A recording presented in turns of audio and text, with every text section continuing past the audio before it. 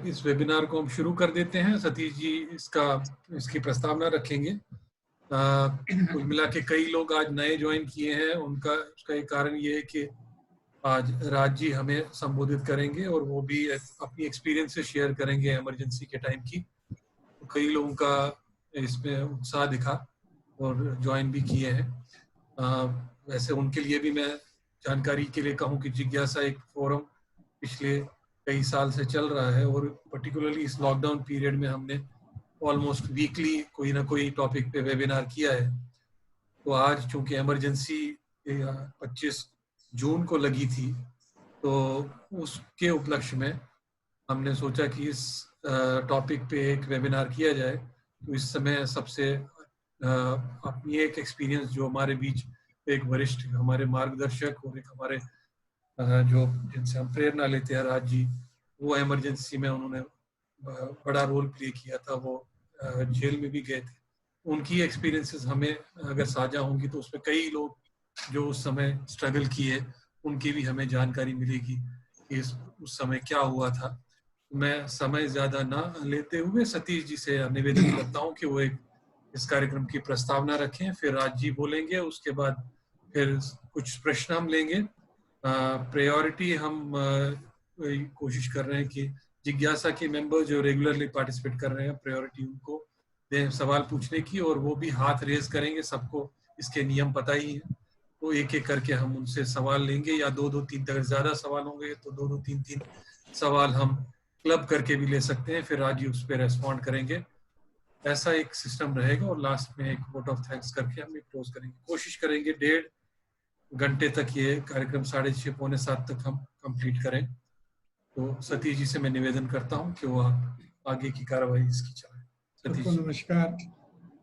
आज के इस कार्यक्रम में जो हमारा रेगुलर वेबिनार की एक सीरीज है, उसमें जिज्ञासा और एबीवीपी एलुमनी, जिसका अब नाम यशवंत सेवा परिषद हो गया है, उसके मेंबर्स भी सम्मिलित हैं और राज जी आज के मुख्य वक्ता रहने वाले हैं। मैं आप सबका जिज्ञासा की ओर से इस कार्यक्रम में स्वागत करता हूं। आज 26 जून है। सन 1975 में इसी दिन को श्रीमती इंदिरा गांधी ने देश में इमरजेंसी लगाई और डेमोक्रेसी का मर्डर किया। उसके बाद जो कॉन्स्टिट्यूशन की धज्जियां उड़ी, फंडामेंटल राइट्स जो थे वो खत्म कर दिए। राइट टू लिबर्टी खत्म हुआ, राइट टू लिव खत्म हुआ, और प्रेस पे सेंसरशिप लगा दी गई। रातों रात अपोजिशन लीडर्स थे जो उन सबको अरेस्ट कर लिया गया। जो आरएसएस, एबीवीपी, विश्व हिंदू परिषद, ड्यूटा के जितने भी लीडर और प्रमुख कार्यकर्ता थे वो भी अरेस्ट हुए, और ये अरेस्ट होने की प्रक्रिया कई महीनों तक चलती रही। इस विषय पे मैं ज़्यादा नहीं बोलूँगा, क्योंकि आज राज्य का जो वक्तव्य है या जो कार्यक्रम है, संबोधन है, वो इमरजेंसी से ही संबंधित है। इसलिए आज का जो टॉपिक है emergency first hand story of a victim. तो इमरजेंसी के ऊपर ज़्यादा ना बोलते हुए मैं राज्य हमेशा सबके बारे में, जब से ये जिज्ञासा चालू हुआ है, जो भी वक्ता आता है तो राज्य का ये प्रेरोगेटिव रहता है उसको इंट्रोड्यूस करना। तो आज मैं आप सबकी तरफ से लिबर्टी लेके राज्य के बारे में चंद शब्द कहना चाहूँगा। वैसे तो राज्य का पर्सोना ऐसा है कि उसके लिए मेरे पास कोई शब्द नहीं है कि मैं उनके पर्सोना का व्याख्यान कर सकूं। उनकी तो शख्सियत ही अलग है कि प्राइम मिनिस्टर तक भी ऐसा समझते हैं कि उनको बुलाते हैं कि किसी भी कारणवश के कई विषयों के ऊपर उन्होंने उनसे विचार भी लिए। राज्य का पूरा जो जीवन है वो संघ और सामाजिक कार्यों में उन्होंने अपना अर्पित किया। जब 1970 में मैं दिल्ली यूनिवर्सिटी मैंने ज्वाइन की, तो तब से मैं उनके स्नेह का पात्र रहा और मुझे हमेशा उनका मार्गदर्शन मिलता रहा।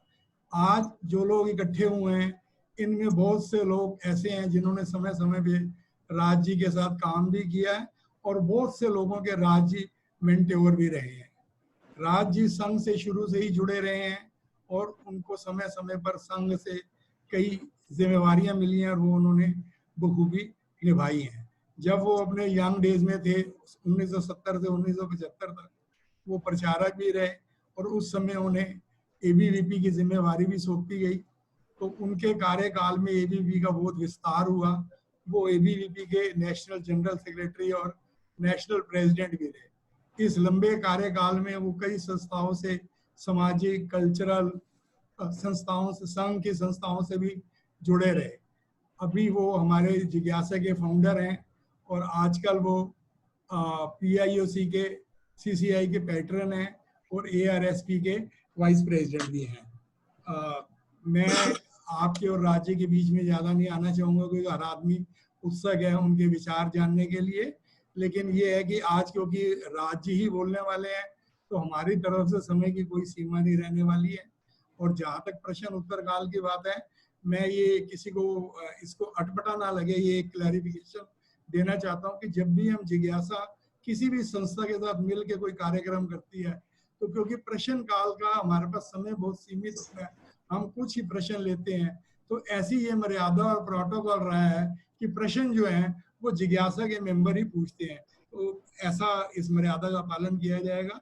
अब मैं राज्य से अनुरोध करूंगा कि आज के विषय के ऊपर वो अपने विचार रखें। धन्यवाद। सतीश जी धन्यवाद।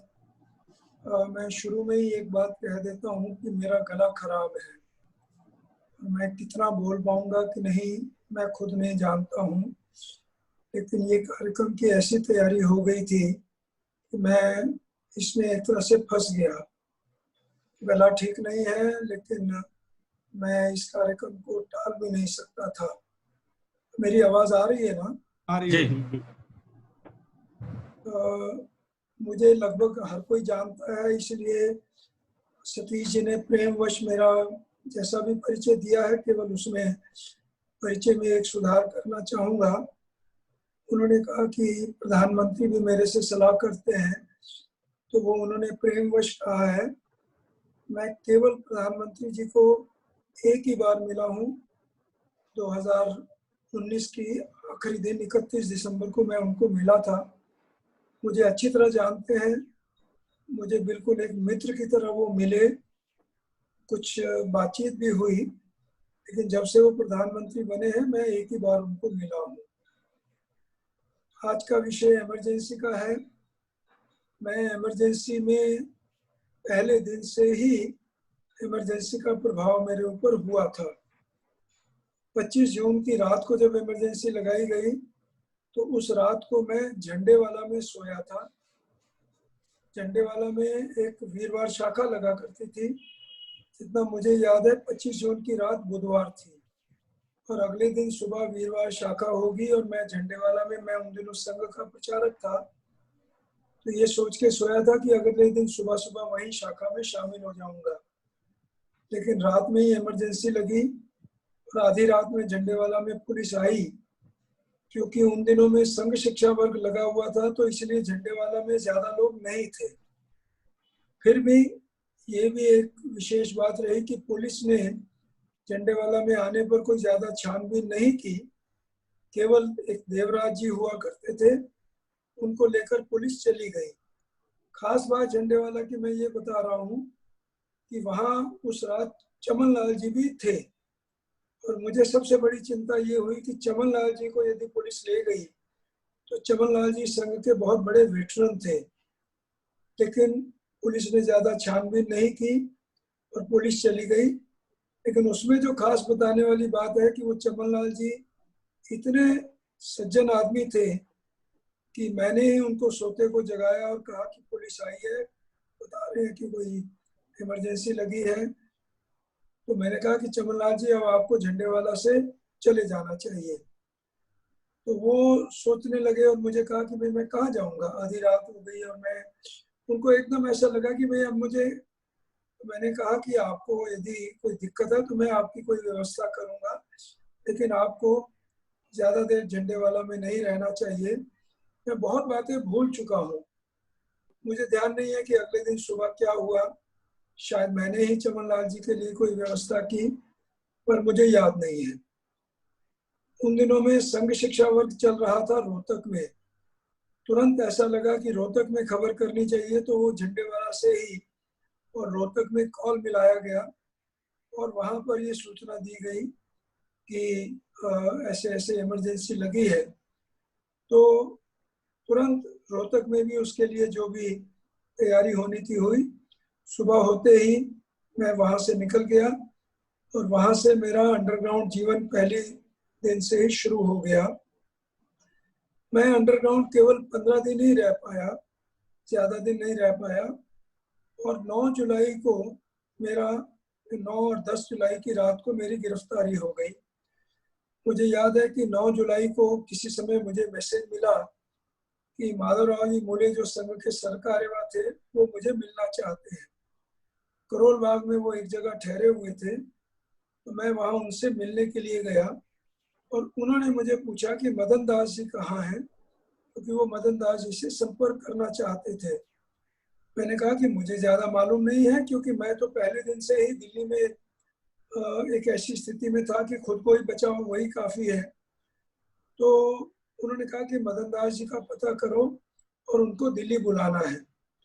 मैंने, एक लंबी कहानी है, लेकिन उसमें यह हुआ कि मदन दास जी को मैंने संपर्क किया और उनको कहा कि आपको दिल्ली आना चाहिए, आपको माधवराव जी मोले बुला रहे हैं। 9 जुलाई की रात थी। उन्होंने उसी रात का एक रिजर्वेशन उनको मिल गया। देहरादून एक्सप्रेस नाम की एक ट्रेन चलती थी, उसमें 2 रात की यात्रा करनी पड़ती थी। उन्होंने उसमें और रिजर्वेशन लिया और 11 की सुबह सुबह वो दिल्ली पहुंच गए। लेकिन मैं तो 10 की सुबह, 9 और 10 की रात में ही गिरफ्तार हो गया था। मदन दास जी को इस बात का अंदाज नहीं था कि दिल्ली में क्या स्थिति है, क्योंकि मुंबई में उस समय स्थिति ज़्यादा खराब नहीं हुई थी। इतना तक हुआ था कि 9 जुलाई को विद्यार्थी परिषद का स्थापना दिवस होता है, उसका बाकायदा दिल्ली मुंबई में कार्यक्रम हुआ था। तो मुंबई में लोगों को ये कल्पना नहीं थी कि दिल्ली में क्या स्थिति है। मदन दास जी दिल्ली पहुंचे। मदन दास जी ने उस समय बहुत ही समझदारी से काम लिया। मैं जहां अंडरग्राउंड रह रहा था वहां पर मैंने उनसे टेलीफोन से संपर्क किया था। तो उस समय टेलीग्राम किया जाता था फोन के आधार पर भी। तो उन्होंने उस फोन के नंबर पर मुझे टेलीग्राम किया और उसमें लिखा कि CA reaching Delhi by Dehradun express. ये मैसेज मेरे लिए कंप्लीट था, लेकिन मैं उसी रात अरेस्ट हो गया था। और मैं अरेस्ट कैसे हुआ उसकी भी कहानी है। हम सब लोग जानते हैं, नरेश गौड़ हमारे मित्र हैं, वो मेरे साथ ही अंडरग्राउंड थे। उनकी जानकारी पुलिस को मिल गई थी और उनकी जानकारी मिल गई तो पुलिस उनको अरेस्ट करने आ गई। मैं दरियागंज में एक मेरे रिश्तेदार का ऑफिस कम रेजिडेंस था, मैं वहाँ ठहरा हुआ था। तो 9 की रात को पुलिस वहाँ आ गई और वो आई तो नरेश गौड़ को अरेस्ट करने के लिए, लेकिन मुझे लगा कि भाई पुलिस आई है तो मुझे ही लेने आई है। तो मैंने तुरंत पुलिस के आगे अपना और अपने को डिस्क्लोज कर दिया। एक पुलिसमैन ने पूछा कि क्या नाम है तुम्हारा, तो मैंने कहा कि भाई नाम क्यों पूछ रहे हो, मुझे लेने आए हो, मेरा नाम नहीं जानते क्या। तो खैर बाद में ध्यान में आया कि वो नरेश गौड़ को लेने आई थी और हो ऐसे गया कि वो छोटी मछली को पकड़ने आए थे, बड़ी मछली उनके हाथ में लग गई। शादरे थाने में मुझे ले जाया गया और वहां पर मैं जो अरेस्ट हो गया। लेकिन इसमें जो समझने वाली बात है वो ये है कि जब 11 की सुबह सुबह मदन दास जी दिल्ली पहुंचे तो उनको ये उम्मीद थी कि उनको मैं स्टेशन पर लेने जाऊंगा, लेकिन मुझे अरेस्ट हुए 24 घंटे हो चुके थे, तो मेरा स्टेशन पर पहुंचने का मतलब ही नहीं था। लेकिन हुआ ये कि मेरा जो रिश्तेदार था जिसके यहाँ मैं और दरियागंज में ठहरा हुआ था, पुलिस को ने मेरे को अरेस्ट करने के बाद वहाँ अपना अड्डा जमा लिया, क्योंकि पुलिस को ये ध्यान में आ गया कि ये कोई और बड़ा आदमी है। मेरे बारे में उनको सब पता लग गया। मैंने बता दिया कि मैं विद्यार्थी परिषद का महामंत्री रहा हूँ वगैरह। मेरे पास अंडरग्राउंड लिटरेचर मिल गया था, मेरे पास बहुत कुछ ऐसा मिल गया था जिससे पुलिस को लग गया कि भाई ये आदमी को, और केवल इसको नहीं तो इसके द्वारा औरों को भी हम लपेट में ले सकते हैं। तो उसमें उन्होंने वहाँ पर दरियागंज में वहां पर एक अड्डा जमा लिया और फिर दिन भर मुझे वहां लोगों के फोन आते रहे, जिन जिन लोगों से मैं अंडरग्राउंड संपर्क कर रहा था। उसमें जो मुझे खास बात बतानी है वो बतानी है ओम प्रकाश कोहली जी के बारे में। ओम प्रकाश कोहली जी मुझे दिन में 2-4 फोन करते रहे क्योंकि वो मेरे से संपर्क करना चाहते थे। हर बारी वो फोन करते थे और पुलिस वाले उनको घुमा देते थे, कहते थे राजकुमार चाय पीने के लिए गया है, राजकुमार खाना खाने गया है। तो वो उनको ये ध्यान में आ गया कि ओम प्रकाश कोहली भी कोई बड़ी हस्ती है और जिनको हम पकड़ सकते हैं। ओम प्रकाश कोहली जी उन दिनों जोटा के प्रेसिडेंट हुआ करते थे, लेकिन कुछ ऐसा हो गया कि 24 घंटे से ज्यादा का समय बीत गया, लेकिन कोहली जी को ये हिंट नहीं मिल पाया कि मैं अरेस्ट हो चुका हूँ। जब 11 जुलाई की सुबह मदन दास जी को स्टेशन पर लेने कोई नहीं पहुंचा तो मदन दास जी ने एक ऑटो किया और कोहली जी के घर पहुंच गए। कोहली जी घर में नहीं रहते थे, लेकिन घर वालों ने जहां वो थे वहां मिला दिया। कोहली जी ने कहा बड़ी हैरानी की बात है कि मैं कल से राजकुमार को फोन कर रहा हूँ पर बात नहीं हो पा रही है। फिर 1-2 फोन मिलाए, पुलिस वाले उनको घुमाते रहे, यहाँ तक भी उनको घुमाया कि कहा कि राजकुमार आपको मिलेगा चांदनी चौक में, एक लाल किले के पास एक रेस्टोरेंट था, वहाँ दोपहर को 12 बजे राजकुमार आने वाला है, आप भी वहाँ आ जाइए, आपकी वहाँ मुलाकात हो जाएगी। मैं बताना ये चाह रहा हूँ कि कोहली जी इतने सब और सब मामले में भी वो इस चीज को नहीं पकड़ पाए कि मैं अरेस्ट हो चुका हूँ। और यहाँ तक हो गया कि जब उनको और कोई तरीका नहीं सूझा तो वो मदन दास जी को लेकर दरियागंज में वहीं पहुंच गए जहां मैं था। और नतीजा ये हुआ कि मदन दास जी और कोहली जी दोनों पुलिस के गिरफ्त में आ गए। लेकिन यही मैं मदन दास जी की चतुराई का जिक्र करना चाहूंगा। मदन दास जी को जब पुलिस वालों ने पूछा भाई आप कौन हो, बोले मैं चार्टर्ड अकाउंटेंट हूँ। कहा दिल्ली क्यों आए हो? कहा मैं अपने प्रैक्टिस के मामले में दिल्ली आया हूँ। राजकुमार आपका क्या लगता है? मेरा दोस्त है। तो मैंने उसको इन्फॉर्म किया कि मैं दिल्ली आ रहा हूँ, मुझे अपना काम है। तो मदन दास जी ने अपनी आइडेंटिटी डिस्क्लोज नहीं की और पुलिस उनको पहचान नहीं पाई।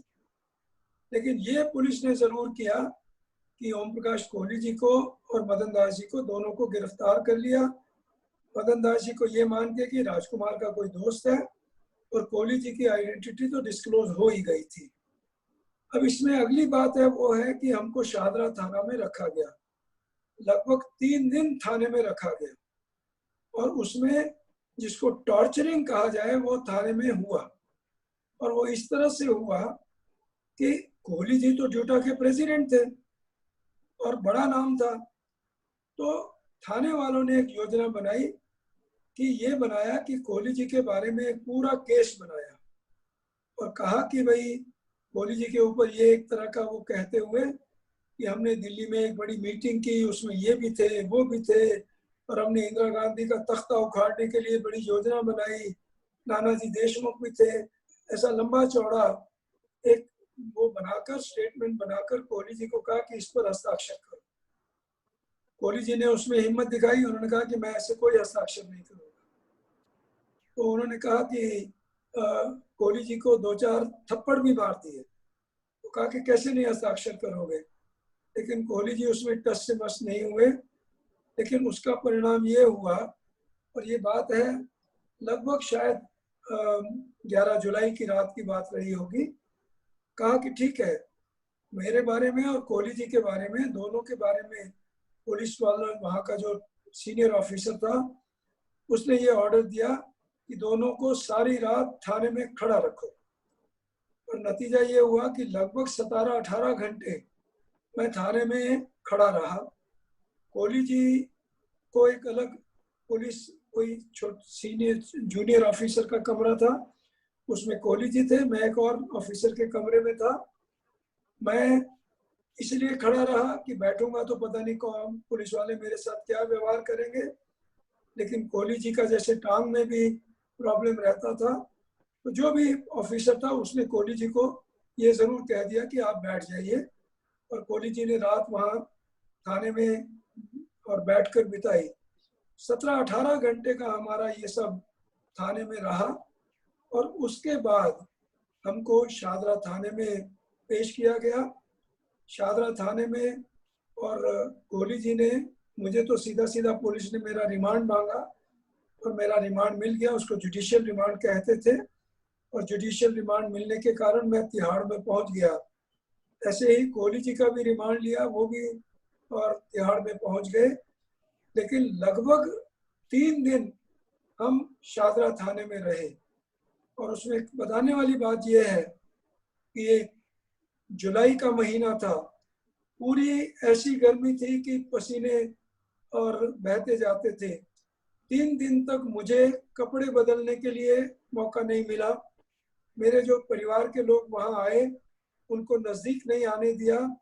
3 दिन उन्हीं कपड़ों में, जिस कपड़ों में मैं अरेस्ट हुआ था, उन्हीं कपड़ों में और मैं थाने में रहा। और 3 दिन बाद ये स्थिति आई कि जब मुझे तिहाड़ पहुंचा दिया गया, तब जाकर एक दूसरी स्थिति आई। ऐसे ही पहले मैं तिहाड़ चला गया, कोहली जी का उन्होंने अलग से थोड़ा डील किया। कोहली जी को शुरू से ही मीसा में ले गए, लेकिन मुझे, हम लोगों ने सुना होगा, DIR मेरे ऊपर एक केस बना दिया गया और उस हिसाब से मुझे याद नहीं कोहली जी को DIR केस बनाया कि नहीं बनाया, लेकिन मेरे ऊपर DIR केस बनाया और तिहाड़ ले गए। मदन दास जी को भी तिहाड़ ले गए। और मदन दास जी, इसमें बताने वाली बात यह है, कमाल की बात यह है कि मदन दास जी लगभग 8-9 महीना तिहाड़ जेल में रहे। लेकिन इन 8-9 महीने में पुलिस उनको आइडेंटिफाई नहीं कर पाई। और 8-9 महीना तिहाड़ जेल में रहने के बाद, क्योंकि जो लोग DIR में बंद होते थे उनकी बेल हो जाती थी, तो मदन दास जी की बेल भी हो गई, वो जेल से बाहर भी आ गए। बाहर आकर उन्होंने अपने संगठन मंत्री की भूमिका, पूरे साल भर संगठन मंत्री की भूमिका उन्होंने निभाई। ये उनको करना पड़ता था कि हर 15 दिन में एक बार दिल्ली आना पड़ता था, DIR केस में कोर्ट में पेश होना पड़ता था। लेकिन मदन दास जी ने बड़ी सफलता पूर्वक अपनी आइडेंटिटी को छुपाए रखा। मेरी आइडेंटिटी डिस्क्लोज हो गई थी। मैं करीब 3 हफ्ते DIR में जेल में रहा और मेरा भी मीसा वारंट आ गया और मैं भी मीसा डेटिन्यू बन गया। कोहली जी भी मीसा डेटिन्यू बन गए। वहां से हमारी मीसा डेटिन्यू वाली यात्रा शुरू हो गई। मेरी ये यात्रा 12 फरवरी 1977 तक चली। मैं 19 महीने 2 दिन तिहाड़ जेल में रहा।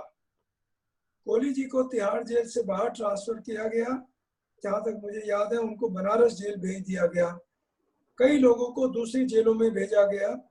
तो दिल्ली कोहली जी को ज्यादा देर तिहाड़ में नहीं रखा गया और उनको बनारस भेज दिया गया। मैं पूरा समय तिहाड़ जेल में रहा। इसमें यह भी मैं बताऊंगा, यदि इसको कैसे भी लिया जाए, मैं जब गिरफ्तार हो गया तो मेरे घर में ये मान लिया गया कि राजकुमार गिरफ्तार हो गया तो अब तो ये बड़ा सेफ घर है, और इसलिए मेरे घर में विद्यार्थी परिषद के लोगों का आना जाना और रात में सोना ये सब भी होता रहा। हेमंत बिश्नोई मेरे घर में आ जाया करते थे, रात सो लेते थे। लेकिन जब हेमंत बिश्नोई पकड़े गए तो हेमंत बिश्नोई या महावीर सिंह पकड़े गए, कोई एक व्यक्ति, उसको पुलिस ने जब बहुत तंग किया तो उन्होंने पूछा, हाँ हेमंत बिश्नोई की बहुत ढूंढ हो रही थी क्योंकि हेमंत बिश्नोई उस समय बहुत सक्रिय थे और हेमंत बिश्नोई काफी बड़ा काम कर रहे थे। तो महावीर सिंह ने शायद कह दिया कि हेमंत बिश्नोई तो राजकुमार भाटिया के घर में है। पुलिस मेरे घर में पहुंच गई। हेमंत को तो नहीं पकड़ पाई, मेरे 3 भाइयों को पकड़कर ले गई क्योंकि वो तीनों कॉलेज स्टूडेंट जैसे लगते थे। तो 2 महीने का समय ऐसा बीता कि हम 4 भाई जेल में थे।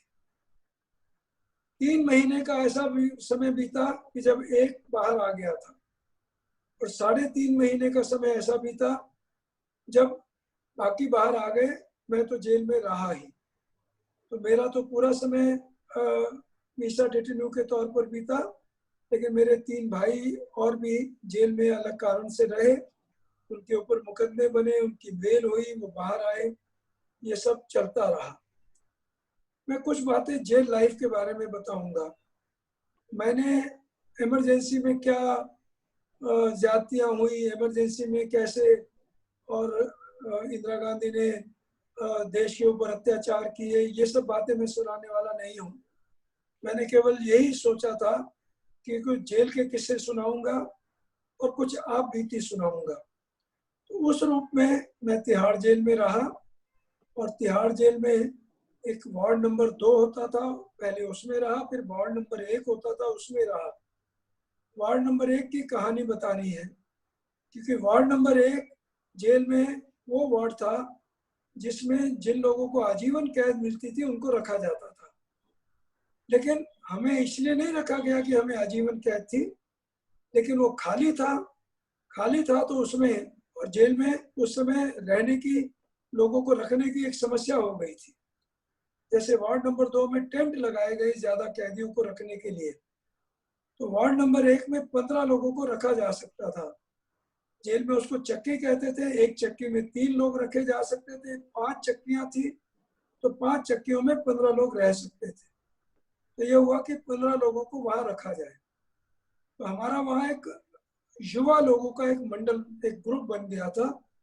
तो ये हुआ कि चलो इन युवा लोगों को वहां रखा जाए। तो उस युवा लोगों का वो वार्ड नंबर 1 में हम रहने लगे। मैं कुछ बातें वार्ड नंबर 1 के बारे में इसलिए बताऊंगा कि वहाँ जो कुछ लोग हमारे साथ रहे, उनमें मैं जिक्र कहूंगा कि मलकानी जी हमारे साथ रहे, रामनाथ विज हमारे साथ रहे, वीरेंद्र कपूर पत्रकार जो अरेस्ट हो गए थे वो हमारे साथ रहे, विजय प्रताप जो सोशलिस्ट लीडर थे वो हमारे साथ रहे, अरुण जेटली रहे। अरुण जेटली के बारे में एक दो बातें कहूंगा। अरुण जेटली तो पहले दिन ही अरेस्ट हो गए थे, 26 जून को दिल्ली यूनिवर्सिटी में अरेस्ट हो गए थे।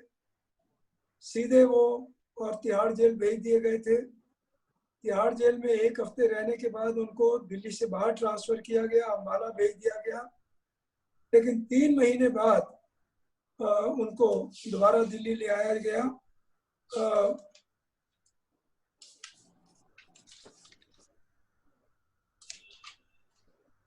सितंबर एंड में या अक्टूबर बिगिनिंग में अरुण जेटली दिल्ली वापस आ गए, तो वो भी हमारे साथ और वार्ड नंबर 1 में रहे। तो जो मंडली लगभग हम साथ में रहे, उसमें मैंने नामों का जिक्र किया। उसमें मैं 2-3 बातें कहूंगा। अरुण जेटली और मैं, अरुण जेटली को आप में से सब बहुत सारे लोग जानते हैं, हम लोग साथ में थे। हमारे बारे में ऐसा हुआ कि हम लोग खाने पीने के बड़े शौकीन हैं। घर से सामान आया करता था, मिठाई आती थी। वीरेंद्र कपूर हमारे साथ थे। वीरेंद्र कपूर ने एक दिन हम दोनों को एक एडजेक्टिव दिया, गूरमंड्स। गूरमंड एक अंग्रेजी का शब्द होता है जिसमें होता है खाने पीने के शौकीन। तो अरुण जेटली और मेरे बारे में वीरेंद्र कपूर ने ये एडजेक्टिव हमको दे दिया। क्योंकि जेल की लाइफ भी जो थी उसके बारे में 2-4 बातें कहूंगा कि अगर एक तरह से कहें तो वो ऐसे थी कि जैसे किसी रिजॉर्ट में रह रहे हो। लेकिन ऐसा रिजॉर्ट जिसमें रोज इस बात का डर होता था कि कब गोली लगेगी, कब फांसी लगेगी। ये बिल्कुल एक भय, जो सच्चा भय उस समय सब लोगों के मन पर रहता था कि पता नहीं कितना समय रहेंगे, पता नहीं जिंदा बाहर जाएंगे कि नहीं, पता नहीं किस दिन गोली मार दी जाएगी। और इसलिए ये कहा जाता था, मजाक चलता था कि बोरा रिहाई होगी, किसी दिन गोली मार दी जाएगी, बोरे में लाश भर के घर वालों को पकड़ा दी जाएगी। और ये भय सचमुच का भय था जो लोगों को तंग करता था। लेकिन अदरवाइज कहेंगे तो जेल में एक प्रकार की जैसे कोई रिजॉर्ट में रह रहा हो। आप लोगों को राशन पानी मिल जाता था, अपने हिसाब से खाना पीना कर लो। आज डोसा बन रहा है, आज इडली बन रही है, आज समोसा बन रहा है। बनाने के लिए आपको, और वहाँ के जो सजा याफ्ता लोग होते थे, कुक्स, वो कुक मिल जाते थे। थोड़ा बहुत अपनी पसंद का सामान मिल जाता था और उस हिसाब से जेल लाइफ हमारी रहती थी। शुरू शुरू में थोड़ी दिक्कतें थी, लेकिन समय के साथ सुविधाएं मिलने लगी। खेलने की सुविधाएं मिली, कैरम खेलो, ताश खेलो, बैडमिंटन खेलो, ऐसी सब सुविधाएं मिल जाती थी। और दिन जैसा मर्जी हम दिन बिताते थे। और जिसको कहा जाए कि जैसे मैंने कहा कि एक प्रकार का रिजॉर्ट जैसा मामला वहां था। मैं और चीजें बता सकता हूं पर मैं लंबा नहीं करूंगा।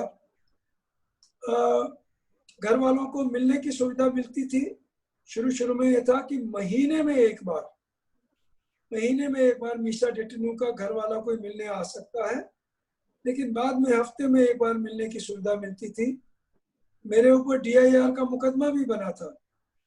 DIR के मुकदमे में यह था कि 15 दिन में एक बार कोर्ट जाना पड़ता था। तो जेल से कोर्ट भी जाते थे, पुलिस की वैन में कोर्ट ले जाए जाते थे, पेश करते थे, लेकिन कोर्ट में कोई मुकदमा चलता नहीं था, अगली पेशी डल जाती थी और इस तरह से जीवन बीत रहा था। मीसा के बारे में हम लोगों ने सुना हो, मीसा मेनली प्रिवेंटिव डिटेंशन था। उसमें कोई मुकदमा नहीं बनता था। उसमें यह था कि जितना भी लोगों को सरकार चाहे जेल में रख सकती है। तो बड़ी संख्या में मीसा के लोग भी वहां थे और बाकी लोग भी थे।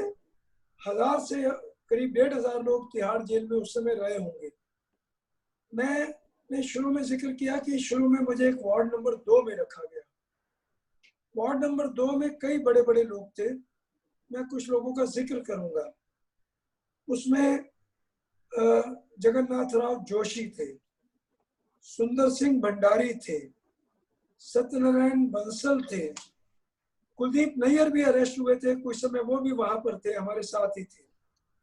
इस तरह से वार्ड नंबर 2 तिहाड़ जेल का एक तरह का सेंटर ऑफ एक्टिविटी था, क्योंकि जितने बड़े बड़े लोग थे उनको वहां पर रखा गया था। और लाला हंसराज जी गुप्ता थे।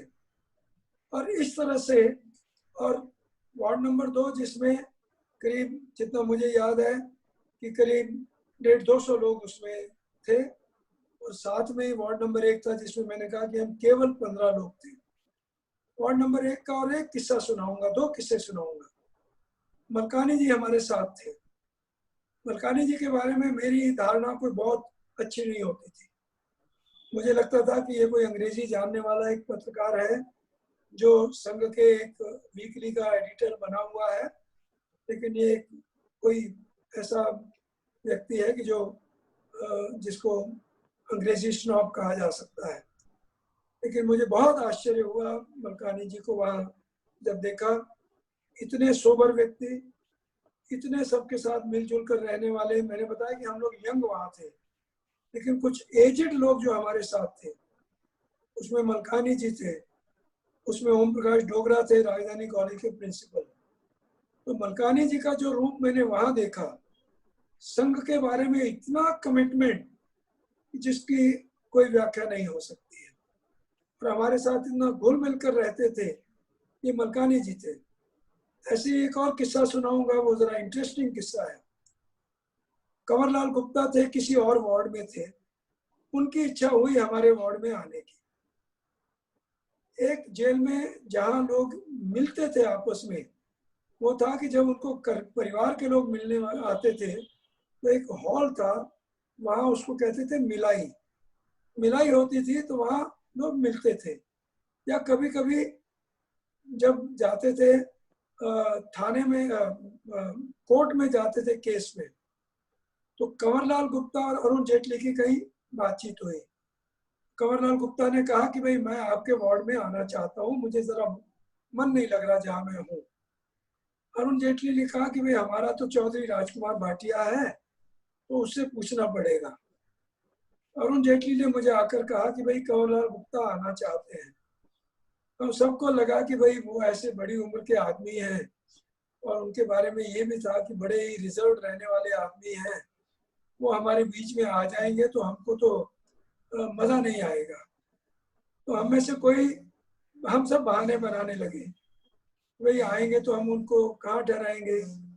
हमारी 5 चक्कियां हैं, हर चक्की तो भरी हुई है, कहीं हमारे पास जगह ही नहीं है, एक चक्की में 3 बेड होते हैं। ये हम एक्चुअली बहाने बना रहे थे।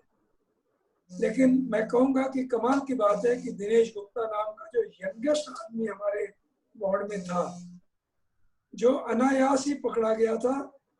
क्यों पकड़ा गया था? क्योंकि नानाजी देशमुख उसके घर से अरेस्ट हुए थे।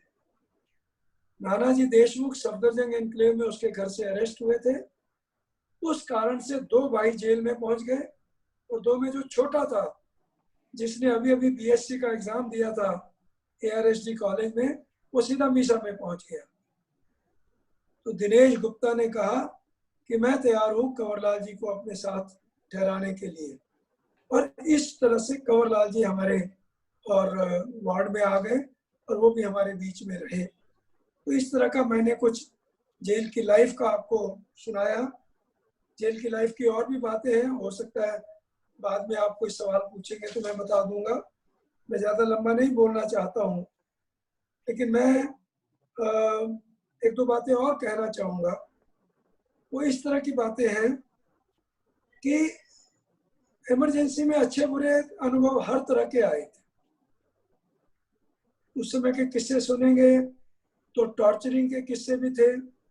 हमारे मित्रों में से हेमंत बिश्नोई का बहुत बड़ा टॉर्चरिंग हुआ था, मदन भाटिया का टॉर्चरिंग हुआ था, लेकिन एक से एक बढ़कर ऐसे किस्से भी हुए थे जब पुलिस ने मदद की थी। मैं खासतौर पर रामनाथ विज का किस्सा सुनाऊंगा। रामनाथ विज, उस समय दिल्ली यूनिवर्सिटी में जो भी हलचल होती थी, ये तय किया गया था कि दिल्ली यूनिवर्सिटी में कोई भी पकड़ा जाएगा और उससे पूछा जाएगा कि तुम्हारा गाइड कौन है, तो रामनाथ विज का नाम ले लो।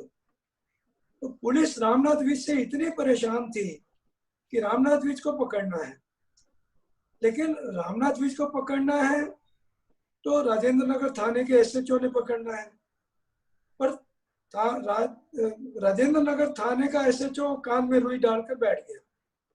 वो रामनाथ विज को पकड़ने में इंटरेस्टेड नहीं था। इधर रामनाथ विज हंसराज कॉलेज में पढ़ाते थे, तो प्रिंसिपल को कहा गया कि कॉलेज आएंगे तो हमको तुरंत बताइए, क्योंकि मलकागंज थाने की पुलिस आके कॉलेज से अरेस्ट कर लेगी और यूनिवर्सिटी जो है वो मलकागंज थाने के अंडर आती थी। एक दिन ऐसी स्थिति आई कि रामनाथ विज को कॉलेज जाना जरूरी हो गया, नहीं तो नौकरी का खतरा आ गया था।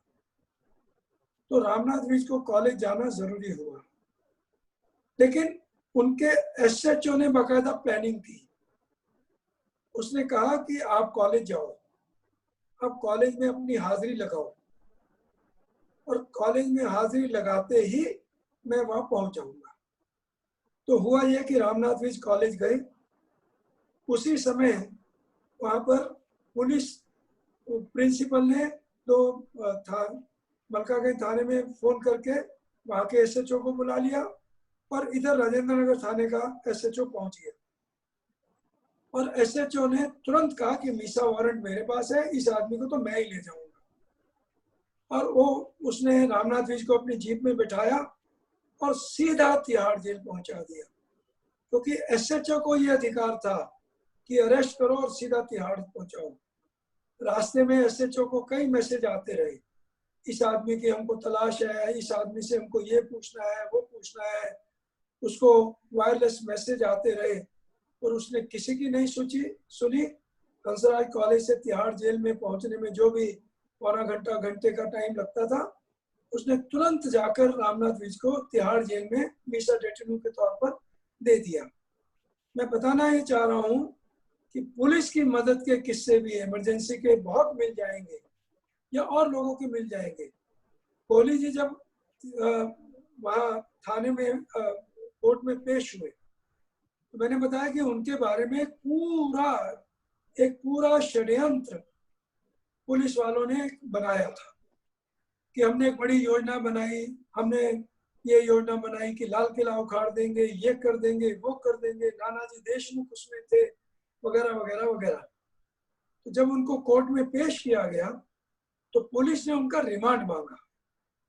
जब रिमांड मांगा तो कोहली जी ने वहां एकदम जो मजिस्ट्रेट था उसको कहा कि देखिए ये मेरे बारे में झूठा मुकदमा बना रहे हैं, सब इन्होंने थाने में बैठ के योजना बनाई है, कोई ये बात सच्ची नहीं है, और ये मुझे थाने में तंग कर रहे हैं, और इसलिए मेरा पुलिस रिमांड न दिया जाए।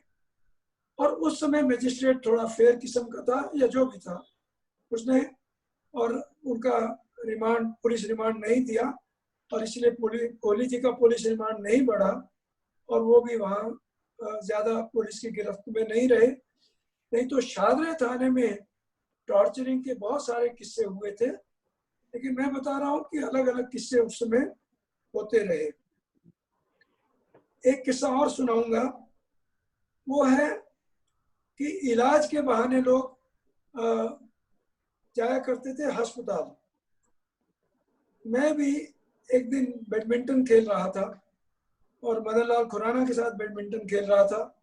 खेलते खेलते गिर पड़ा मेरे राइट हैंड में और फ्रैक्चर हो गया रिस्ट में, और मुझे जयप्रकाश नारायण हॉस्पिटल ले जाया गया और वहाँ मुझे प्लास्टर हो गया और 2 महीने मुझे प्लास्टर में दाएं हाथ रखना पड़ा। मेरे को उसका एक लाभ हुआ, मैं बाएं हाथ से लिखने लग गया। मैं जेल से बहुत पत्र लिखा करता था और मैंने शायद सैकड़ों पत्र जेल से लिखे होंगे। जेल में एक पत्र व्यवहार की भी सुविधा थी, हम पत्र लिख भी सकते थे, हमको पत्र आ भी सकते थे, लेकिन पत्र सेंसर होते थे। और मैं अलग अलग जेलों में या बाकी पत्र लिखा करता था। तो मैं 2 महीने जब प्लास्टर में रहा तो लेफ्ट हैंड से लिखने लगा। लेकिन वहाँ भी एक मजेदार किस्सा ये सुनाऊं चाहूंगा, क्योंकि अब उनकी आत्मा वो अब स्वर्ग में पहुंच गए हैं बहुत सालों से, इसलिए मैं कह रहा हूँ कि कंवरलाल गुप्ता जी बहाने ढूंढते थे अस्पताल जाने के, क्योंकि अस्पताल जाते थे तो परिवार के लोग मिलने आ जाते थे, और सुबह अस्पताल पहुंच गए तो शाम तक किसी बहाने अस्पताल में टिके रहे और परिवार के साथ घंटों घंटों अस्पताल में मुलाकात हो जाती थी। लेकिन लोग जेल से बाहर निकलने के लोगों के ये एक प्रकार बने हुए थे। मैंने तो कभी ये नहीं किया, जब मुझे प्लास्टर के लिए जेल से ले जाना, ले गए या ले आए। ये रहा एक बड़ी पॉलिटिकल घटना है। वो घटना ये है कि हमारे तिहाड़ जेल में ही प्रकाश सिंह बादल भी थे और चरण सिंह भी थे, और वो जितनी देर रहे, जितना मुझे याद है, वो तिहाड़ जेल में ही रहे। एक अलग वार्ड में चरण सिंह को रखा गया। एक दिन ऐसा हुआ कि सत्यपाल मलिक अरेस्ट करके तिहाड़ जेल में लाए गए। पहली रात वो हमारे ही वार्ड में लाए गए। फिर अगले दिन सुबह उनको उस वार्ड में शिफ्ट कर दिया गया जहां चरण सिंह थे, और 1-2 दिन में ही खबर मिली कि सतपाल मलिक की छुट्टी हो गई, वो उनकी रिहाई हो गई। और फिर हफ्ते बाद पता लगा कि चरण सिंह की भी रिहाई हो गई।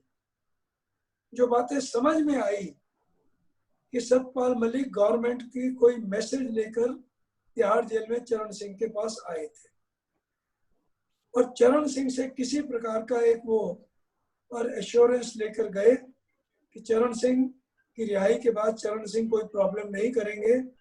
और शायद जब चरण सिंह ने सतपाल मलिक के थ्रू ये मैसेज गवर्नमेंट तक पहुंचा दिया तो चरण सिंह को भी और जेल से रिहा कर दिया गया।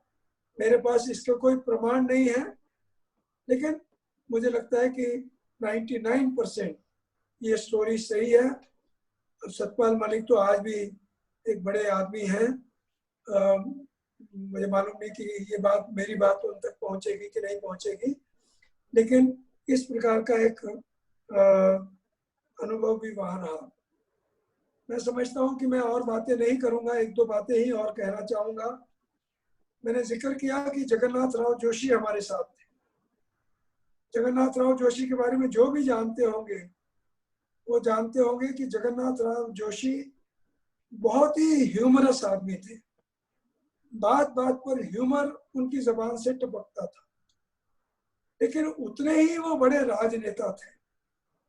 हम लोग जेल में थे, शुरू के समय था, डरते थे और हमको सुविधाएं ज्यादा मिली नहीं थी, डर कर जेल में बात करते थे। तो जेल का सुपरिंटेंडेंट आया और हमको ये सुविधा चाहिए, वो सुविधा चाहिए, छोटी छोटी सुविधाओं की बात करने लगे। जगन्नाथ राव जोशी ने सुपरिंटेंडेंट को सबके बीच में ऐसा झाड़ा कि हम सब देखते रह गए, और बाकी समय वो बड़े आराम से उन्होंने बिताया। सुंदर सिंह भंडारी हमारे साथ थे, लाला हंसराज गुप्ता हमारे साथ थे, बहुत ही शांत स्वभाव के थे। लाला हंसराज गुप्ता जी के बारे में एक किस्सा सुनाना चाहूंगा। इतना सरल स्वभाव, इतनी सादगी कि नहाते थे तो अपना कच्चा बनियान खुद धोते थे। जबकि सदर के एक बीजेपी के नेता हमारे साथ थे, मैं नाम भूल गया, वो नेताजी जब नहाते थे तो कच्चा बनियान खुद नहीं धोते थे। जेल में हमको सुविधा मिल जाती थी, जो कैदी थे जिनको मशक्कती कहते थे, जो लोगों के नौकरों वाला काम करते थे, तो सदर बाजार के नेता अपना कच्चा बनियान उनसे धुलवाते थे, लेकिन लाला हंसराज जी अपना कच्चा बनियान खुद धोते थे। ये भी हमने जेल में अनुभव लिया। भंडारी जी थे, बड़े शांत पूरे समय में रहते थे। जोशी जी के बारे में मैंने बताया।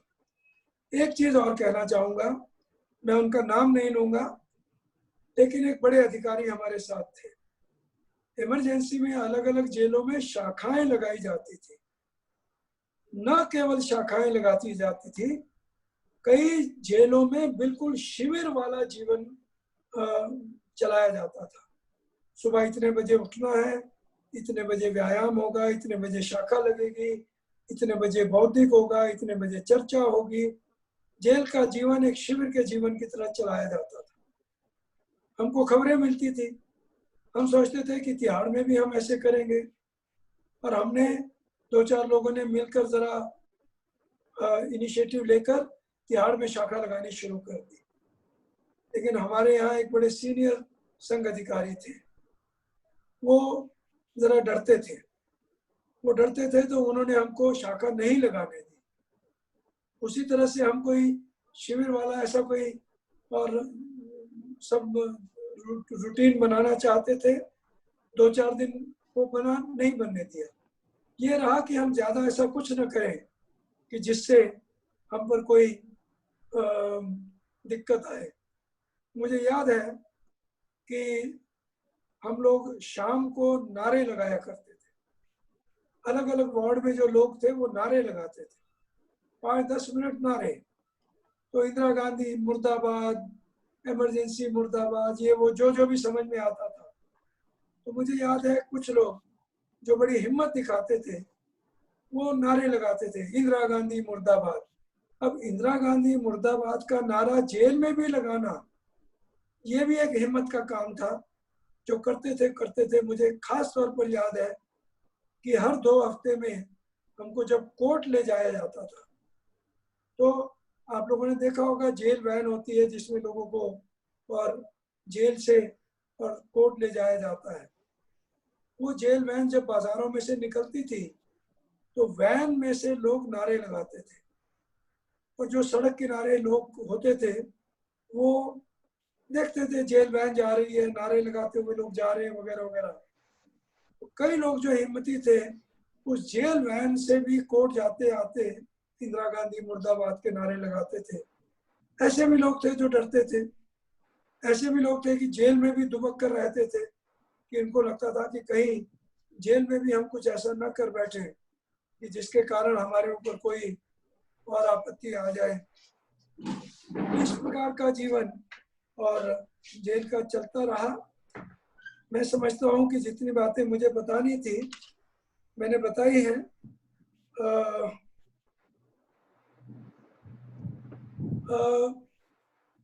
मेरा सब कुल मिलाकर जो भाव था जब ये आया कि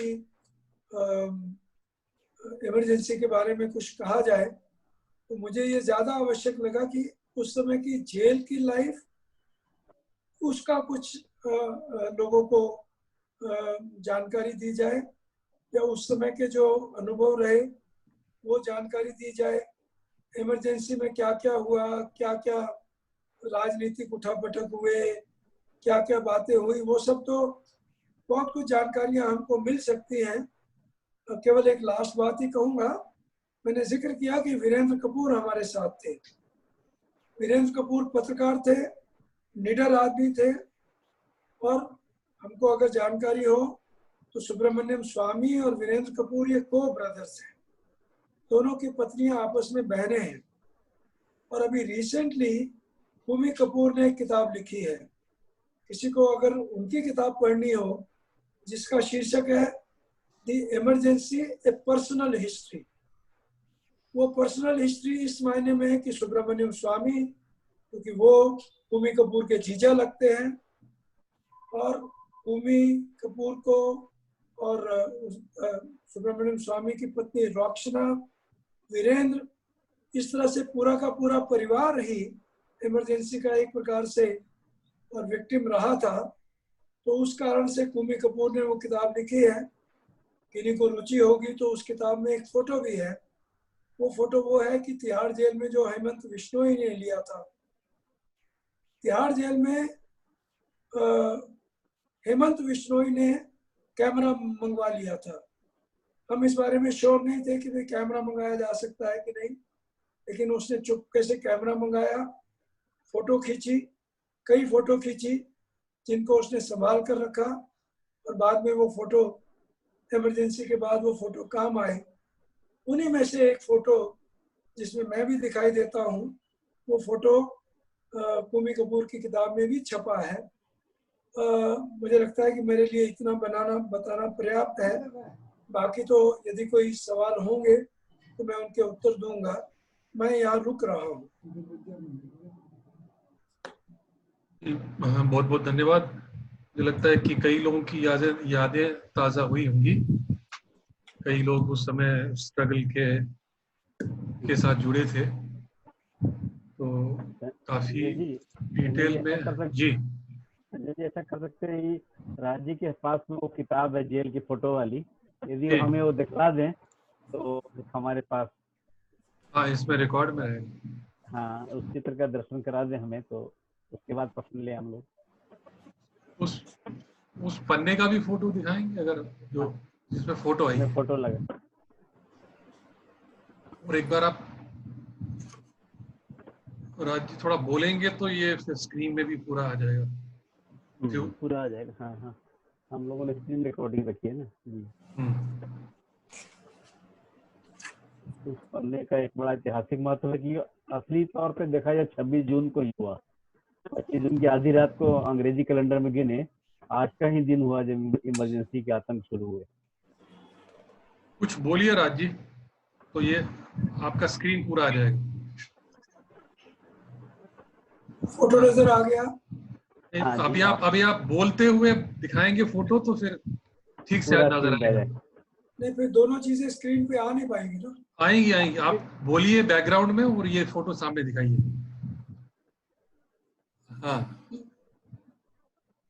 हाँ बिल्कुल दिख रही है।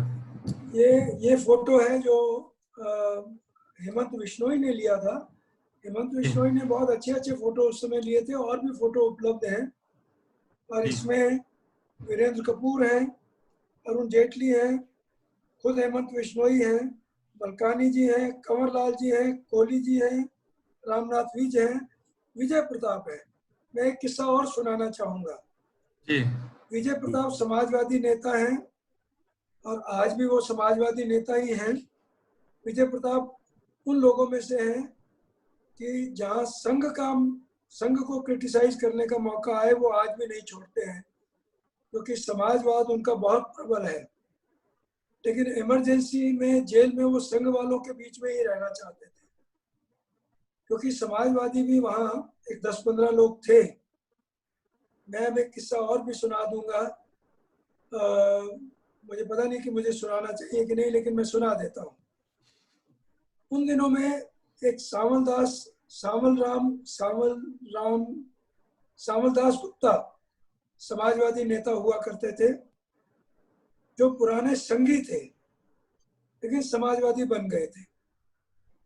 और वो समाजवादी थे, और तिहाड़ जेल में जब जाना होता था कोर्ट के लिए, तो वो एक ड्योढ़ी कहलाती थी। ड्योढ़ी में सब लोग जमा होते थे, वहां से आना जाना होता था। तो उसमें रविंद्र मनचंदा भी थे, जिनको गोपी नाम से जो आज भी मशहूर हैं, वो रविंद्र मनचंदा अभी भी हैं, उनको उनके मित्र लोग गोपी कहते हैं। तो उनका नाम पुकारा गया, तो सावलदास जी ने ही तुरंत कहा, गोपी मनचंदा के लिए एक दूसरा नाम मशहूर था, नटवरलाल मनचंदा। तो सावलदास जी ने कहा, समाजवादियों के बारे में अगर हमको एक चीज मालूम हो तो समाजवादी कभी भी 4 लोग इकट्ठे नहीं चलते हैं, और आपस में एक दूसरे की टांग खिंचाई करना, एक दूसरे, ये उनका बहुत स्वभाव था। तो विजय प्रताप समाजवादी लोगों के बीच में रहकर दिक्कत महसूस कर रहे थे। तो विजय प्रताप हमारे वार्ड में आ गए, पूरा समय हमारे साथ रहे। मेरी भी आज भी उनके साथ व्यक्तिगत मित्रता बहुत अच्छी है, लेकिन जहाँ तक आइडियोलॉजी का मामला है, वो आज भी आइडियोलॉजी के मामले में अलग ही प्राणी हैं, क्योंकि कई समाजवादी हैं जो अभी तक भी समझने को तैयार नहीं है कि देश कहाँ पहुँच गया है। जैसे कई वामपंथी समझने को तैयार नहीं है, ऐसे कई समाजवादी भी समझने को तैयार नहीं है। मुझे लगता है मुझे इतना ही कहना था। फोटो में विजय प्रताप थे, इसलिए मैंने कहा। मुराद जी, ये फोटो आप कैमरा से लेके जिज्ञासा ग्रुप में भी जरूर डाल दीजिएगा। डाल दूंगा जी। तो सवाल लेते हैं। डॉक्टर महेश कौशिक जी हैं जो सवाल पूछना चाहते हैं, मैं उनको अनम्यूट कर देता हूँ। महेश जी, आपको अनम्यूट करना पड़ेगा खुद को। उसके बाद अगला प्रश्न किनका है?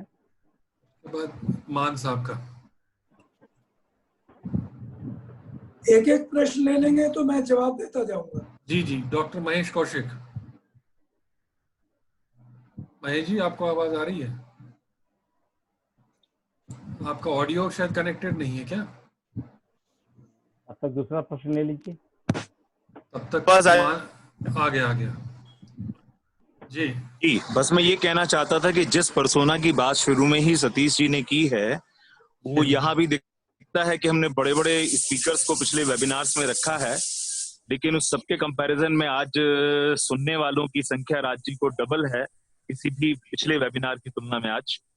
और मैं जब जुड़ा था विद्यार्थी परिषद से, तो मैं ये सोचता था जब राज्य से मिला और उनके व्यक्तित्व का इतना बड़ा प्रभाव देखा कि सब लोग राज्य का इतना सम्मान क्यों करते हैं और साथ साथ उनसे इतना घबराते क्यों है बात करने में। तो आज उसकी एक झलक मुझे और मिली और वो सम्मान आज बहुत फिर से बढ़ गया कि जो उनका व्यक्तित्व है वो इतना बड़ा क्यों है, उनका जो एक ऑरा है वो किस कारण से बना है। तो ये सब कुछ जानने का आज इस माध्यम से अवसर मिला, इसके लिए मैं राज्य को धन्यवाद देता हूँ, सभी को धन्यवाद देता हूँ कि ये जानने समझने का अवसर मिला।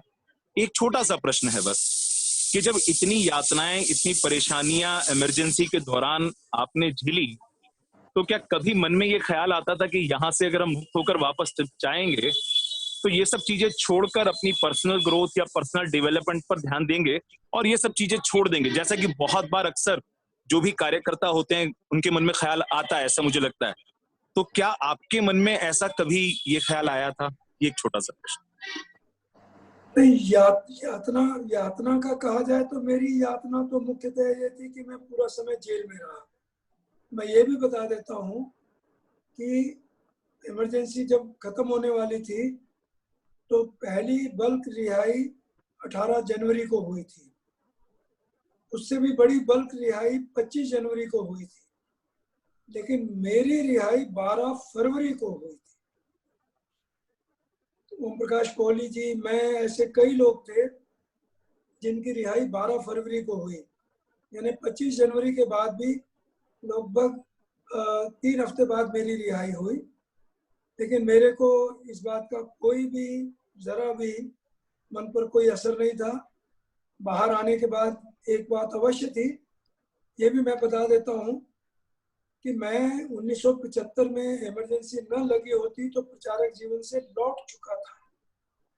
ये था कि प्रचारक जीवन से लौटने का मेरा तय हो गया था, इसलिए इमरजेंसी में मैं ये मानता रहा कि मैं प्रचारक नहीं हूँ लेकिन जेल में हूँ।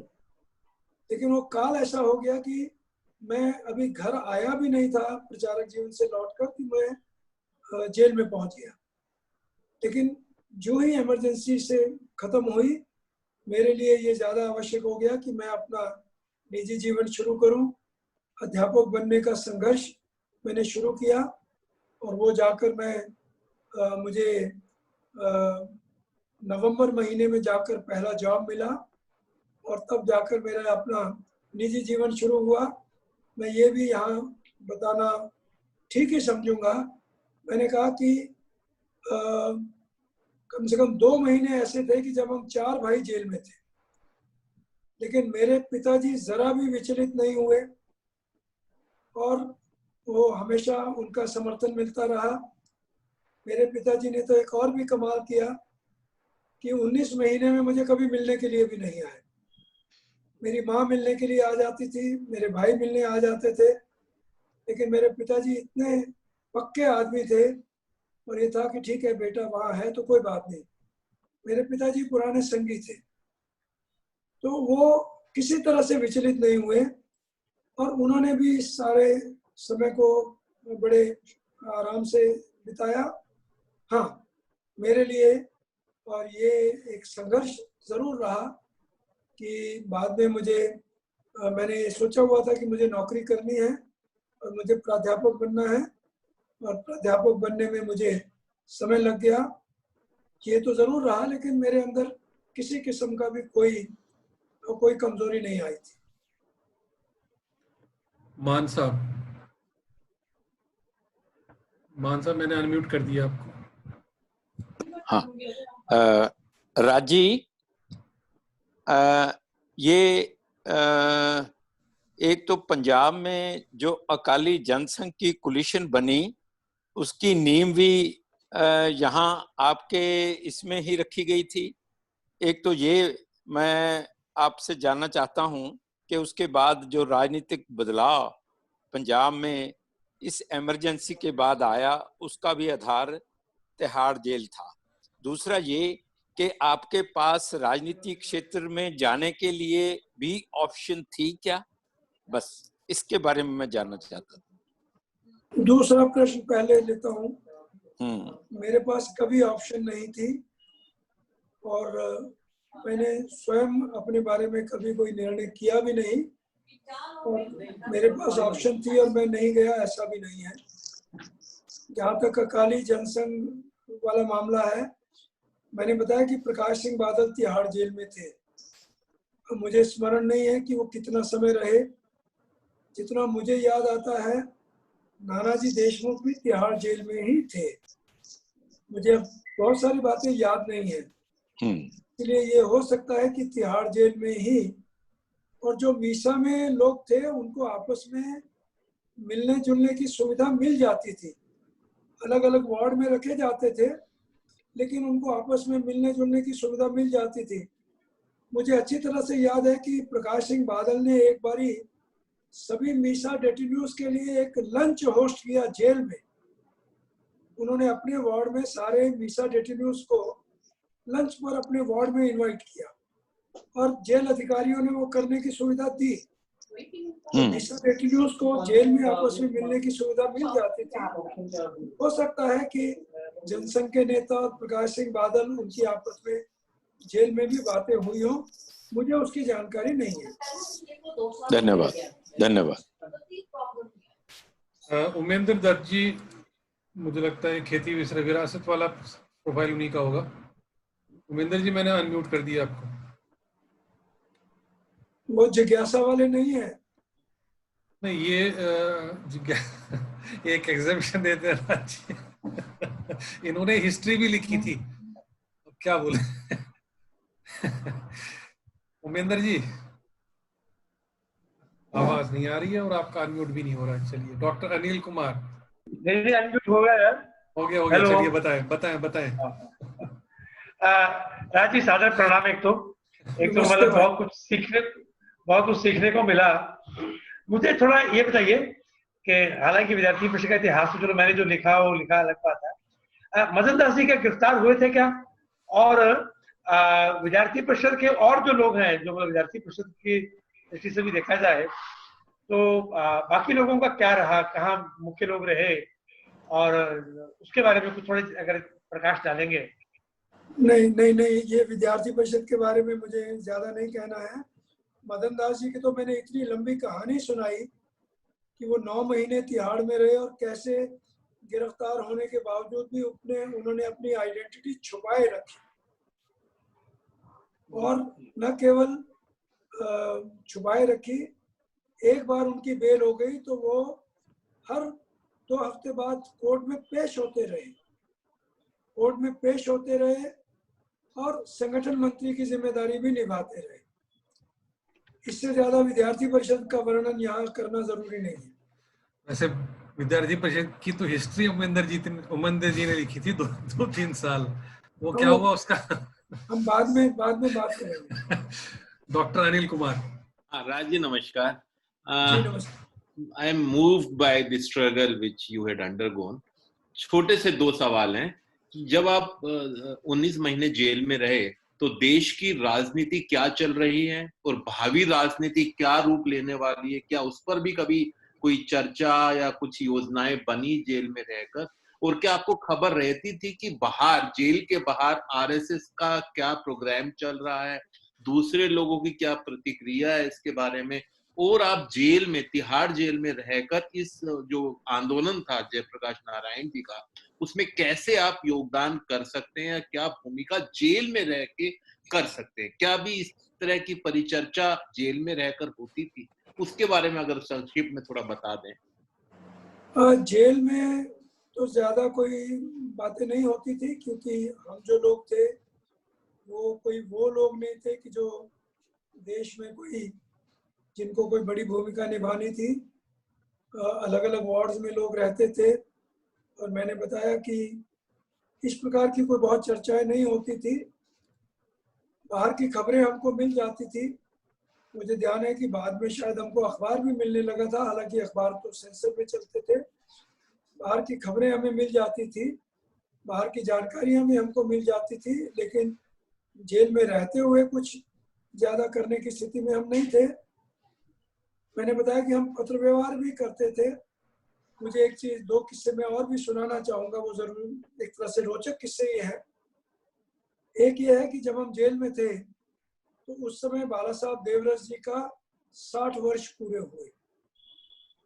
तो मैं और नरेंद्र सहगल, हम लोग जेल में थे। हमने योजना बनाई, बाहर से कुछ सामान मंगवाया, और लगभग कोई हो सकता है कोई 100, 200, 300 कार्ड हमने हाथ से बनाए, ग्रीटिंग कार्ड्स, जिसमें बाला साहब देवरस जी को जन्मदिन की शुभकामनाएं देते हुए वो कार्ड बनाए हमने, और वो कार्ड फिर बाहर भिजवाए, और इसलिए भिजवाए कि आगे उनको बांटा जा सके। एक किस्सा और बड़ा रोचक है।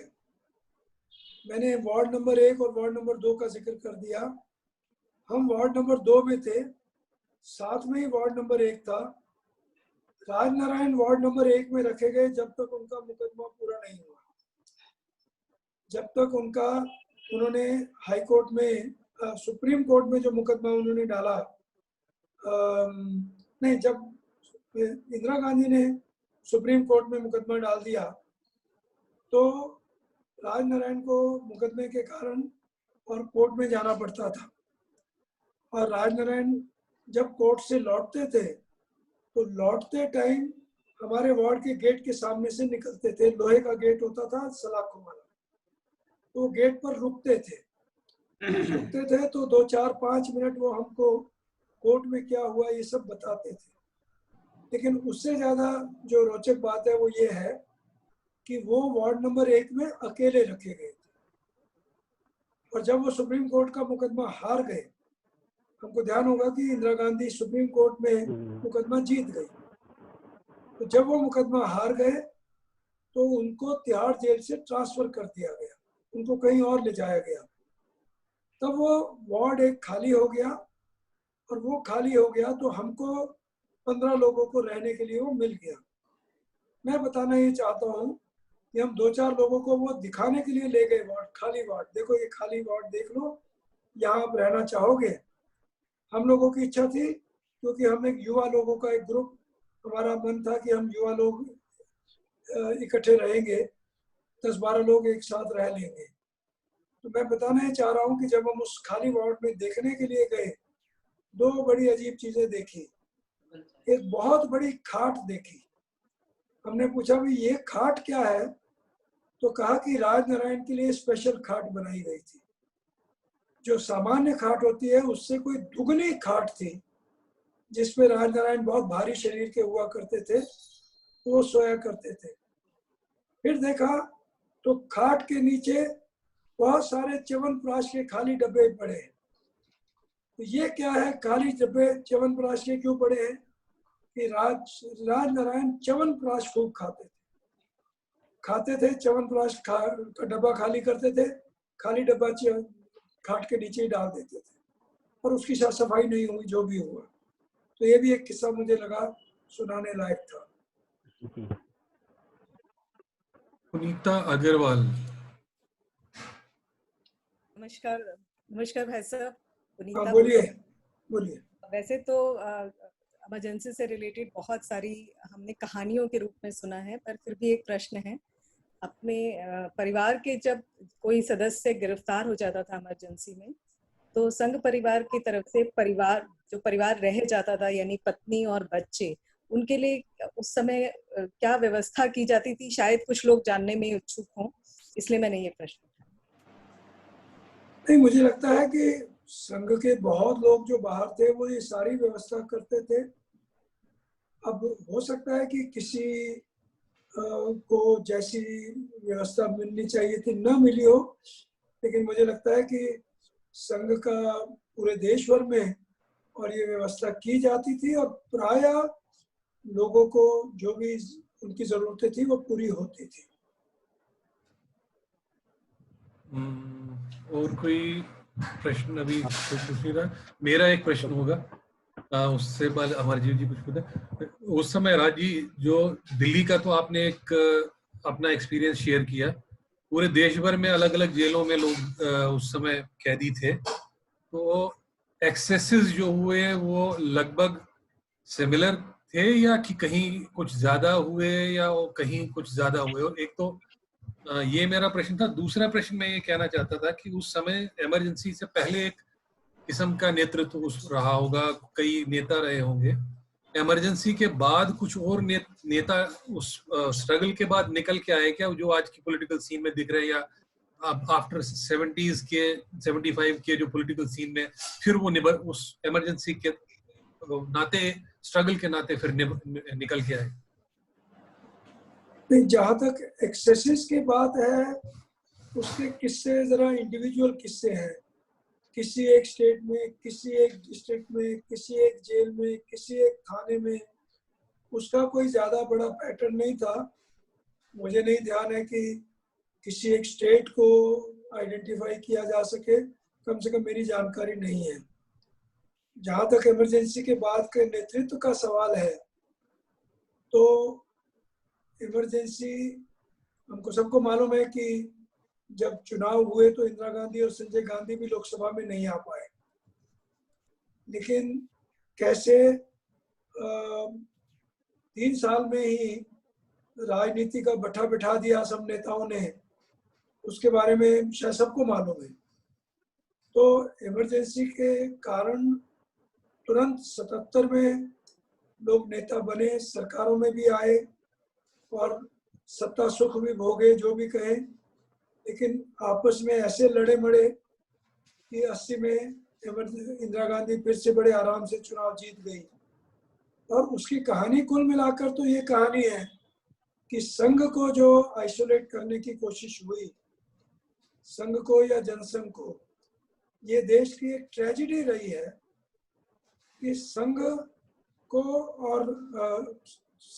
भी और जनसंघ को राजनीति में आइसोलेट करने की, जो लोग भी थोड़ा हिस्ट्री जानते हैं, ड्यूअल मेंबरशिप का इशू उठाया गया। मुझे अच्छी तरह याद है कि ड्यूअल मेंबरशिप के इशू को भी शांत करने के लिए संघ ने ऐसा कदम भी उठाया कि जो उस समय लगा कि संघ न उठाता तो ठीक रहता। जैसे संघ ने ये सुविधा दे दी कि जो राजनीति में सक्रिय लोग हैं, जो संघ के स्वयंसेवक हैं, वो शाखा नहीं आए तो कोई बात। संघ ने अपनी ओर से जितना था कोशिश की, जनसंघ के जो लोग थे उन्होंने कोशिश की, लेकिन उस समय, और अगर मैं ठीक जानता हूँ, अभी मैंने समाजवादियों का जिक्र किया, देश की राजनीति का, उस समय की राजनीति का सबसे ज्यादा नुकसान किया तो समाजवादियों ने किया।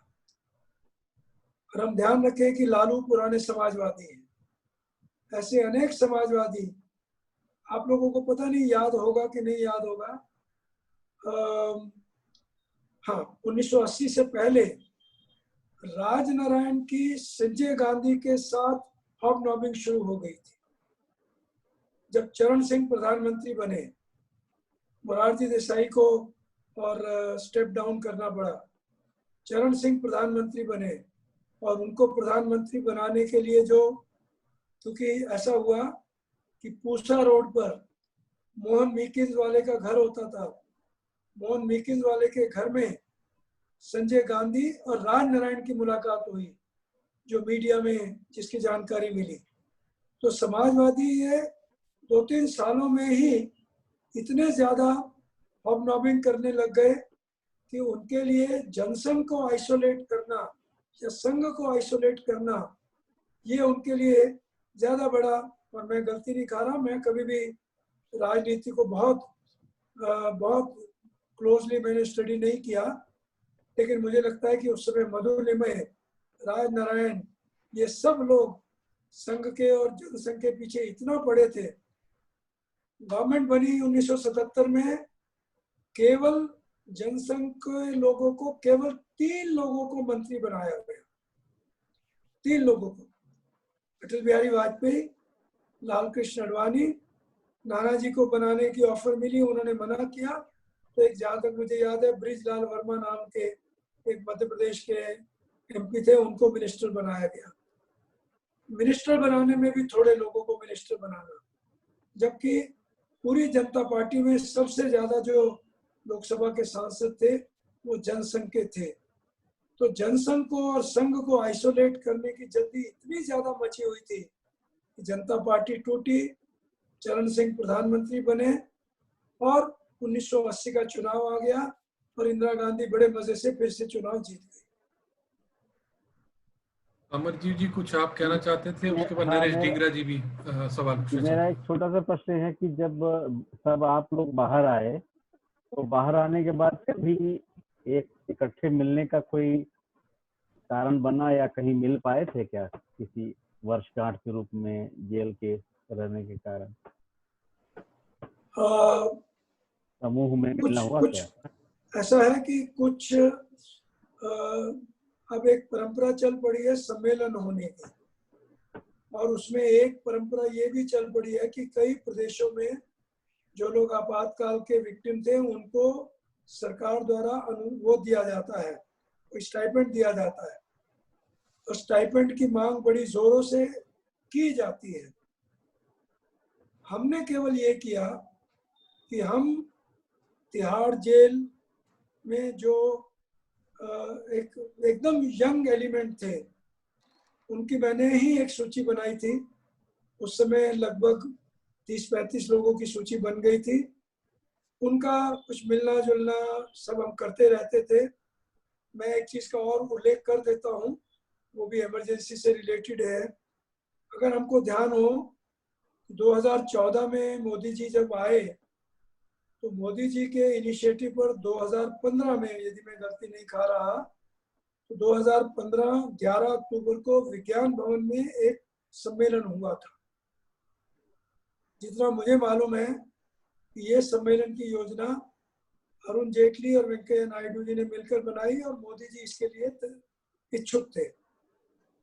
तो उसका और जयप्रकाश नारायण जी का जन्मदिन था 11 अक्टूबर 2015। तो उस आयोजन में उसमें मुख्य भूमिका निभाई वेंकैया नायडू जी ने, और वेंकैया नायडू जी ने उसमें मुझे अपने साथ लिया। और उस समय विज्ञान भवन में और ये प्रयास हुआ कि देश भर से ऐसे लोगों को बुलाया जाए, और उस समय 2 चीजें हुई। कुछ लोगों का सम्मान किया गया और मोदी जी ने वहाँ पर एक वक्तव्य दिया। तो ये 2015 में हुआ, लेकिन उसी समय वेंकैया नायडू जी उस समय शायद मंत्री थे सरकार में, उन्होंने ये बिल्कुल मंच से अनाउंस किया कि किसी प्रकार का कोई और भत्ता देने के लिए केंद्र सरकार नहीं सोच रही। मेरी स्वयं का मानना है कि ये भत्ते की मांग जो भी कर रहे हैं वो गलत कर रहे हैं, लेकिन बहुत लोग हैं जो भत्ते की मांग कर रहे हैं और कई जगह भत्ता मिल भी रहा है, अभी भी मिल रहा है। मिल रहा है तो ये बाकी लोगों को मांगने के लिए प्रेरित करता है। और इसलिए आजकल कई सारे ऐसे संगठन बन गए हैं कि जो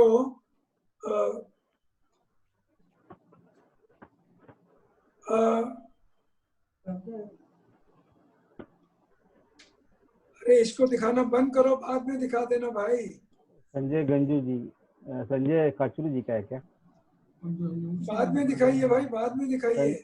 संजय कचरू जी आपका स्क्रीन शेयर हो रहा है, बाद में दिखाइए। एक मिनट। कौन रोकेगा उनको? जी हाँ तो बोलिए। ये बोलिए। आजकल ये ऐसे लोकतंत्र सेनानी संघ, इस तरह के कई संघ बने हुए हैं, कई अच्छे नेता उनके नेता बने हुए हैं। तो जहाँ तक आपातकाल को याद करना है या आपातकाल में जिनके साथ कुछ ज्यादतियां हुई उनका सवाल है, वो समझ में आता है। लेकिन जो भत्ता मांगने वाला मामला है, मैं समझता हूँ कि ये बहुत ही बेकार की चीज है। कम से कम मैं तो उसके पक्ष में बिल्कुल नहीं हूँ। संजय जी एक प्रश्न था, नरेश जी का ले लीजिए।